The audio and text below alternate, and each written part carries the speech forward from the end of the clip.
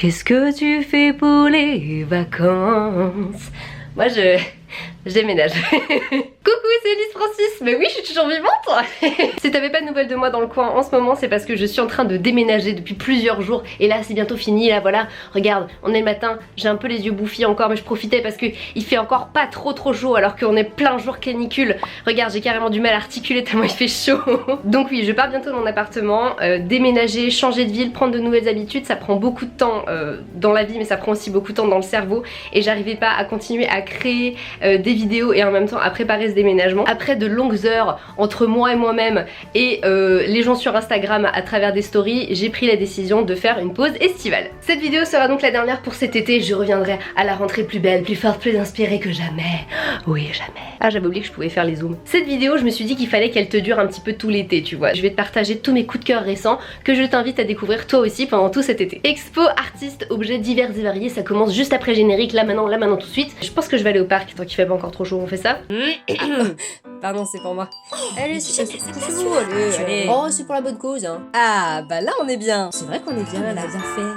On n'est pas bien là. Je tourne cette vidéo là fin juin, tu sais, où il fait bien chaud, où il y a la canicule, beaucoup de canicule. Je commence tout de suite avec mon coup de cœur absolu de l'amour. C'est le tarot créatif d'Orage. Derrière ce nom se cache Estelle, créatrice, illustratrice et graphiste de talent. Elle a revisité les 22 arcanes majeures du tarot de Marseille et elle les a adaptés aux questionnements que peuvent avoir les gens qui sont artistes, créatifs. Donc tu vois, t'as la créativité, la page blanche, l'identité, l'échec. Les illustrations sont tellement belles que j'aimerais toutes me les faire tatouer. Et ce tarot, il est entièrement fait à la main, sérigraphié et numéroté. D'ailleurs moi j'ai le numéro 13, je trouve ça plutôt classe. Si tu ne sais pas trop comment te servir de tarot, ne t'inquiète pas, il y a un petit livret à l'intérieur qui t'explique différents types de tirages, dans quelles conditions tu peux te mettre pour tirer au mieux.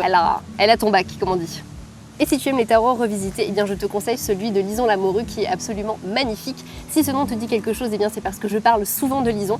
C'est une créatrice, artiste pareil de talent que je suis allée voir pour le tout premier Francis l'exploratrice et qui me montre comment faire de la linogravure. Of course, je te mets leur boutique Etsy dans the description box down below, comme on dit. Ensuite, eh bien je suis une grande fan des culottes Fempo. Si je ne connais pas la marque, c'est des culottes menstruelles, des culottes de règles. Et elles se suffisent à elles-mêmes au même titre qu'une autre protection hygiénique que les serviettes, les tampons ou même la cup. Donc tu vois, hop, tu l'enfiles le matin et c'est parti pour la journée pendant environ 12 heures selon les flux et tu n'y penses plus et c'est ça qui est magique. En septembre 2018 sur mademoiselle.com et sur leur chaîne YouTube, on avait fait un test avec Queen Camille. Je te mets le lien là-haut pour que tu puisses voir nos impressions. Depuis, je continue toujours à les utiliser, j'en ai même acheté grâce à la marque, merci encore, d'autres. Donc j'en porte une le matin jusqu'au soir et après je me change pour passer toute la nuit avec une autre culotte. Fanny et Claudette, les deux merveilleuses créatrices de Fempo, m'ont proposé de poser pour leur nouveau modèle de culotte. Ça s'est passé dans leurs locaux avec une tripotée d'autres meufs trop cool. Ah, ok.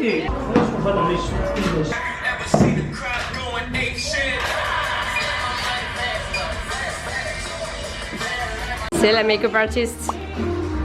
Even if ça se voit. Protection. Nous, on est tasse là. Mais je connaissais pas la technique, je vais te la piquer. Hein. Yeah.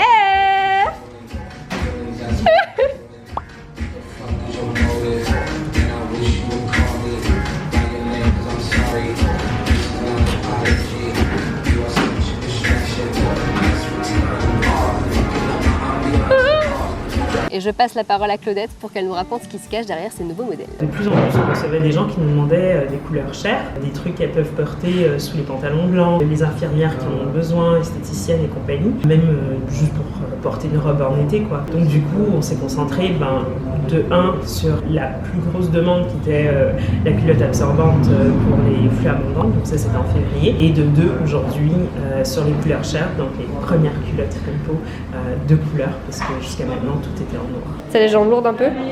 Ou c'est juste parce que tu aimes J'ai les jambes lourdes, j'ai mes varices qui me font mal.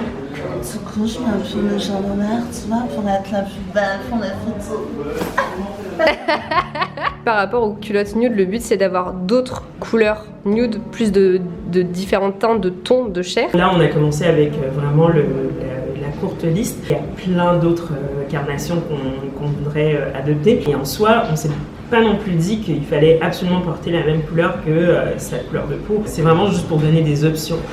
Mais nous, encore une fois, on veut s'assurer que c'est bien ce que les clients veulent. On s'assure de demander en premier, prendre des décisions sans elles.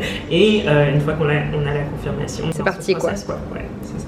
Donc merci encore à Fanny et à Claudette, et si toi aussi tu veux tester la culotte de règle, eh bien tu peux te servir de mon code Merci Elise, tout attaché, qui te permettra d'avoir moins 10% sur ta commande, et je te donne toutes les infos qu'il te faut dans la description. Ensuite, ça part sur des expos. Forcément, je te parle d'expos qui se passent à Paris parce que c'est la région dans laquelle je suis, mais si toi aussi tu as vu des expos super cool dans ta ville, eh bien partagez dans les commentaires, comme ça, voilà, on se partage les bons plans, on a des expos à voir, et si je bouge en France, je manquerai pas d'aller y faire un tour. Moi, j'aimerais te parler de l'expo Lune qui a lieu au Grand Palais, donc à Paris. Elle se déroule du 3 avril au 22 juillet 2019, c'est encore un petit peu de temps. Donc l'expo Lune, comme son nom l'indique, tourne autour de la... Parce que cette année, c'est les 50 ans des premiers pas de l'homme sur la Lune. Ce que j'ai trouvé cool, c'est que dans cette expo, il y a autant une approche très scientifique, tu vois, très NASA de la Lune, et il y a aussi une approche beaucoup plus onirique autour de cet astre. Bon, j'avoue, à mon goût, je trouvais que ça manquait un petit peu d'un côté ésotérique, parce qu'il se passe plein de choses avec la Lune quand on est sorcière, ou quand on fait des trucs, même le jardinage, en vrai, on peut le faire avec la Lune. Donc je trouvais que ça manquait un petit peu de ça, mais si tu t'intéresses à la Lune en général, je pense que cette expo devrait te plaire. L'expo Hey numéro 4 à la Halle Saint-Pierre. Si tu n'es jamais allé à la Halle Saint-Pierre à Montmartre, eh bien écoute, je ne peux que t'encourager à y aller. Déjà parce que le lieu est cool, et aussi parce que c'est le quartier de tissu à Paris, donc voilà, moi ça me plaît bien. En plus d'être un lieu d'exposition de folie, c'est vraiment le lieu où tu pourrais passer toute la journée. Il y a une librairie d'art qui est superbe, il y a un café hyper cool où tu as envie de dessiner, de lire toute la journée là-bas. Jusqu'au 2 août, tu vas pouvoir découvrir l'exposition numéro 4 de Hey. Le fil conducteur de cette expo est le même que celui de la revue éponyme, à savoir mettre en avant les acteurs majeurs de l'outsider pop. C'est un terme qui rassemble les nouveaux arts figuratifs pop contemporains, à savoir le tattoo art, le surréalisme pop, le lowbrow, l'art de l'affiche, le graphe, le street art. Chaque artiste présenté a un univers vraiment super fort. Il y a pas mal d'autodidactes aussi, ce qui est hyper encourageant et qui te dit qu'en fait t'es pas obligé de passer par les sentiers hyper académiques de l'art pour y arriver. Je pense que c'est un truc dont on peut se douter, mais ça fait toujours du bien de voir des artistes qui ont un univers hyper fort et qui justement en fait ont appris d'eux-mêmes. Bref voilà, j'adore les expos Hey, j'adore la revue, je pense que je ferai toutes les autres. Ensuite on s'hydrate et je continue. Alors j'ai pas fait beaucoup de bullet journal ces derniers temps sur ma chaîne, mais je voulais te montrer quand même. J'ai fait la couverture de mon bullet journal. En fait dans mes cartons j'ai retrouvé une illustration que j'avais faite de moi quand j'avais une coupe au bol, et j'ai voulu la mettre quelque part quoi. Donc j'ai rajouté des petites fleurs séchées, j'ai cousu des sequins. Voilà, j'ai rajouté Moonchild, j'ai protégé le tout avec une couverture en plastique adhésive, et j'ai aussi cousu des sequins et une création que j'avais faite en pâte céramique, et je trouve que ça rend trop bien, je suis trop contente. Et ensuite je prends un virage vers la musique en te parlant de Blick Bassi. C'est un artiste que j'ai découvert à Brighton, il faisait la première partie de Rokia Traoré, et il y a un truc qui est en train de me monter dans le cou. Donc je disais qu'il faisait la première partie de Rokia Traoré, c'est un artiste camerounais, et sa voix est tellement intéressante. En fait, il arrive aussi bien à monter très aigu que descendre super grave, donc rien que ça déjà j'ai trouvé hyper envoûtant. C'est bien parce que je regarde toujours derrière, mais il n'y a rien, il n'y a personne sur le banc juste derrière moi. Je vois des photos. Alors je connais pas toute la discographie de l'artiste, mais j'ai l'impression que c'est quelqu'un qui fonctionne souvent par hommage. Par exemple, il avait fait un album autour du monument du blues américain Skip James, et moi l'album que j'ai entendu en concert, c'est 1958, un album qui rend hommage à Ruben Oumniobé. Ruben Oumniobé, c'est l'ancien secrétaire général de l'Union des populations du Cameroun, et il a été assassiné en 1958 par l'armée française. En fait, sa démarche de rendre hommage à quelqu'un qui n'a pas forcément un rapport avec la musique, ça me touche beaucoup, parce que j'adore parler des autres en fait, et je me reconnais beaucoup dans sa démarche. Et ce que j'aime avec les artistes plus généralement, c'est leur capacité à nous transmettre, à nous sensibiliser, à nous éduquer à travers leur art. Mon prochain coup de cœur et le dernier de la liste, c'est le 104. J'ai découvert le 104 grâce à ma copine Zoéline, donc merci Zozo, parce que je ne sais pas comment j'ai fait pour vivre tant d'années sans connaître cet espace. C'est un espace culturel où tu pourras voir des concerts, des spectacles, des expos, et surtout, il y a des gens qui dansent partout, tout le temps. T'as un groupe de hip-hop là-bas, un groupe de crump là-bas, un groupe de tango là-bas, c'est tellement bien. Je voulais filmer l'espace, mais je pense qu'ils sont en train de préparer un gros événement, donc il y a toute une partie qui est bloquée au public. C'est pas grave, je te montre quand même le reste.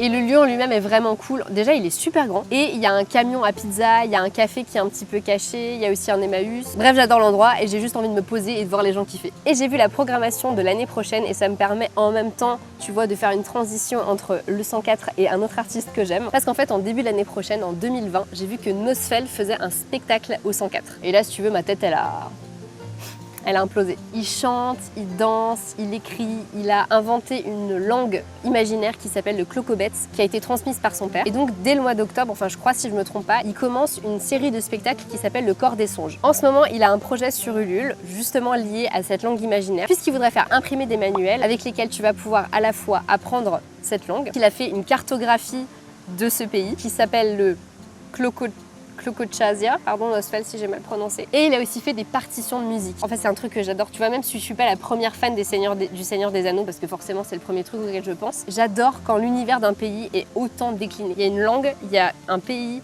il y a une flore, peut-être une faune, il y a une histoire, un folklore autour de ça. Il a aussi écrit un bouquin qui parle de l'histoire de Clocochazia. J'adore. Voilà, c'est peut-être pour ça que j'aime bien Enya aussi, parce que je crois qu'elle a fait sa langue aussi. Je te mets le lien du projet dans la description. Ah bah dis donc, ça t'en fait des trucs à découvrir cet été. Sers-toi des commentaires pour partager tes pépites à ton tour, comme ça on peut tous profiter de ça pendant cet été. Viens, on fait nos fangirls et nos fanboys ensemble. Je te donne rendez-vous à la rentrée, profites-en bien, repose-toi, prends soin de toi. Rendez-vous peut-être sur Instagram si tu as envie de prendre de mes nouvelles durant l'été. Et je te dis à bientôt. Bisous bisous. Et ce qui est cool, c'est que j'ai vu... Non, dommage, je suis triste. C'est la police du parc.